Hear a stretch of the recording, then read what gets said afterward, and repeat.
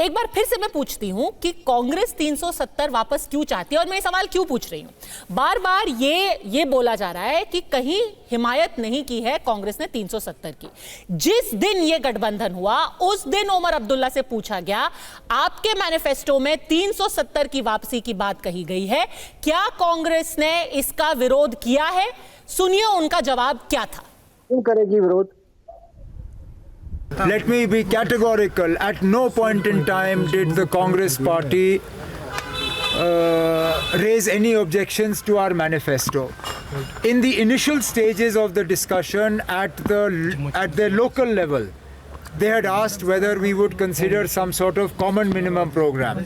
And we told them very clearly that common minimum program is always arrived at after you receive a verdict from the people.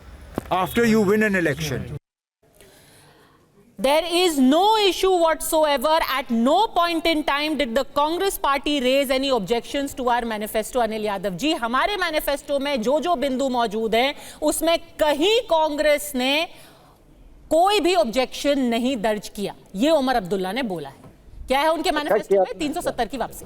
देखिए, पहले तो जवाब दे देता हूं। देखिए, पहले तो मैं अपना स्टैंड क्लियर कर दूं कि भाई जो रियासत का दर्जा है जम्मू कश्मीर को, हम उसके पक्ष में है, वो दिया जाना चाहिए। जहां तक बात है कि इन्होंने ये लिखा उन्होंने ये लिखा अपने मैनिफेस्टो में, तो देखिए अलग अलग पार्टीज के अपने अपने मैनिफेस्टो होते हैं और जब सरकार बनती है तो एक कॉमन मिनिमम प्रोग्राम होता है जिसके तहत आगे की कार्रवाई होती है। उदाहरण के तौर पर बता देता हूं, टीडीपी जो है, जो भारतीय जनता पार्टी की सहयोगी है, उन्होंने अपने मैनिफेस्टो में लिखा कि मुस्लिमों को अलग से आरक्षण दिया जाएगा, ओबीसी का आरक्षण काटकर। वो इनके सहयोगी भारतीय जनता पार्टी के।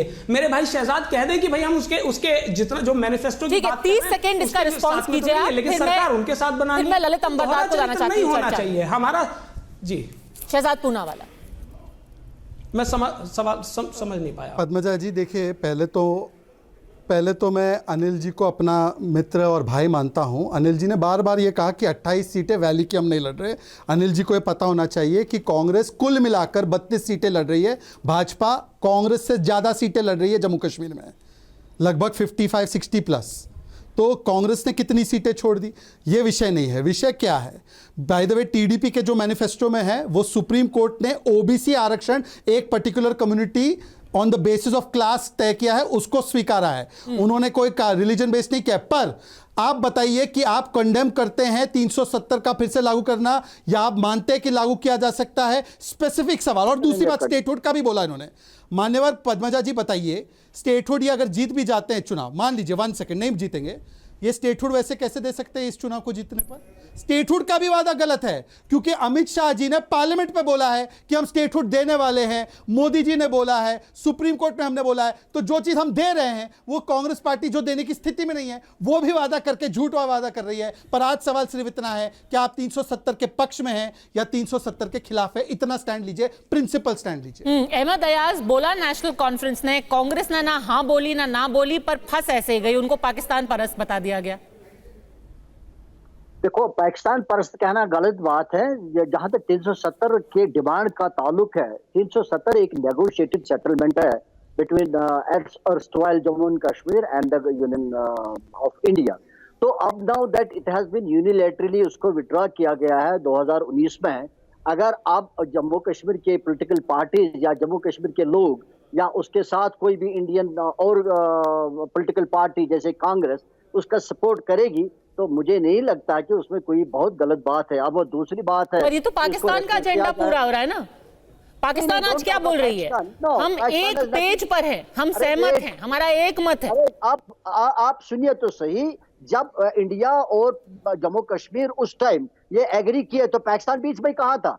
This is a bilateral agreement, this is a settlement between union of India and Jammu Kashmir in Ellsworth state. तो ये आपस में इंटरनल इशू है। अब इसका कोई दूसरा तीसरा फायदा उठाने की कोशिश करेगा बाहर से, दैट डज नॉट मीन कि आप किसी को बोलोगे इंडिया में कि आप बात मत करो। तो जो फायदा उठाने की कोशिश कर रहा है, हम उनकी मदद क्यों कर रहे हैं? उनका एजेंडा पूरा करके। इसका नहीं, इसका यह मतलब नहीं है कि अगर कोई मेरी डिमांड है उसका कोई समर्थन बाहर से करेगा तो मैं अपनी डिमांड छोड़ूंगा इसलिए के लिए कि भाई इसका चाइना सपोर्ट करता है या इसका कोई सपोर्ट करता है। मेरा अगर कोई हक बनता है, मुझे I am within my rights to demand.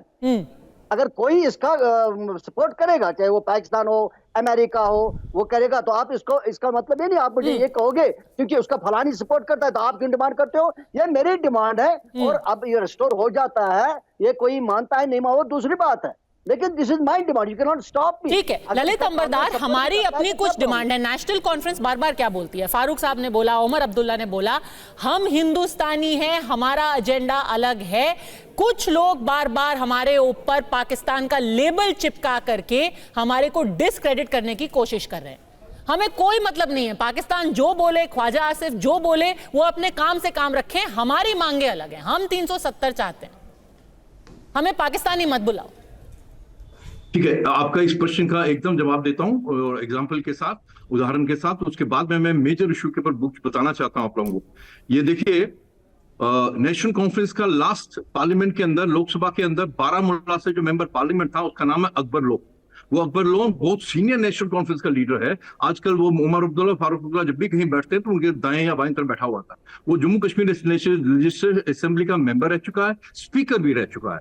उसने एक बार चलती हुई लेजिस्लेचर असेंबली में बोला पाकिस्तान जिंदाबाद। और बाहर जब पत्रकारों ने पूछा क्यों, कहा, बोला मैं मुसलमान हूं, बाबू खो गया। ये है इनकी पाकिस्तानी होने की, मैं बता रहा हूं, इनका रिश्ता क्यों है ना पाकिस्तान के साथ, ला इलाहा इल्लल्लाह का है। और फारूक अब्दुल्ला, उमर अब्दुल्ला ने उसको कुछ सजा नहीं दी, उसको इनाम दिया, उसको लोकसभा की टिकट दी। और मैं हैरान नहीं होता कि वो अकबर लोन भारत की लोकसभा के अंदर पाकिस्तान जिंदाबाद का नारा लगाता। तो ये है उनकी पाकिस्तानियत। और हर बार उनके भी मैनिफेस्टो में और पीडीपी के मैनिफेस्टो में भी है कि पाकिस्तान से बातचीत करनी है। गुपकार वो गैंग को जब नरेंद्र मोदी ने एक साल के बाद बुलाया था अपने घर के अंदर, घर में घुसे नहीं थे, सबसे पहले महबूबा मुफ्ती ने बोला कि नहीं, पाकिस्तान के साथ भी बात करनी चाहिए। ये इनका एजेंडा है। दूसरी बात बताना चाहता हूं आपको, जो हिंदुस्तान पिछले 70 साल से कश्मीर में भुगत रहा है, जो आग लगी है, वो नेशनल कांग्रेस और मुस्लिम लीग की वो जुगलबंदी है मैम।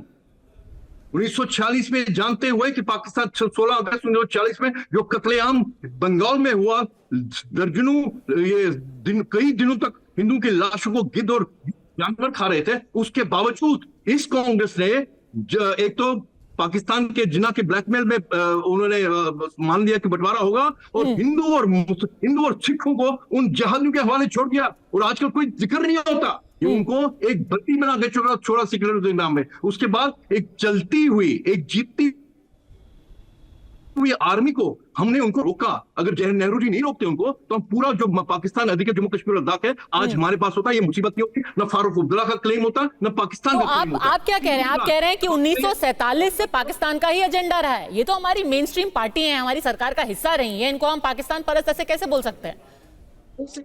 मैम, हाँ बोलिए। मैं एक बताना, उसके बाद ये जानते हुए कि जिना की टू नेशन थ्योरी के नाम पे हिंदू और मुसलमान इकट्ठे नहीं रह सकते, हमको पाकिस्तान चाहिए। आपने उसी टू नेशन थ्योरी को बरकरार रखा, तकलीफ है ना, शेख को बोला कि मुसलमान है और शनाख्त है, हमको अलग अलग दर्जा दिया कि आपने उसी टू नेशन थ्योरी को बरकरार रखा 370 के दौरान कश्मीर के अंदर, और छोटा मोटा पाकिस्तान का नाम कश्मीर जहाज बना। ठीक है, जवाब दीजिए तहसीन पूनावाला। नहीं एजेंडा और प्लान पहले से ही वही था, बस उसका जामा बदल गया है। देखिए, और हम ललित अंबरदार जी का ऑडियो थोड़ा सा ठीक करेंगे। हाँ देखिए, ये सब बातें छोड़ दीजिए। मैं आपको स्पष्ट कह रहा हूँ, राहुल गांधी जी से बड़ा राष्ट्रवाद और देशभक्त आपको नहीं मिल सकता है।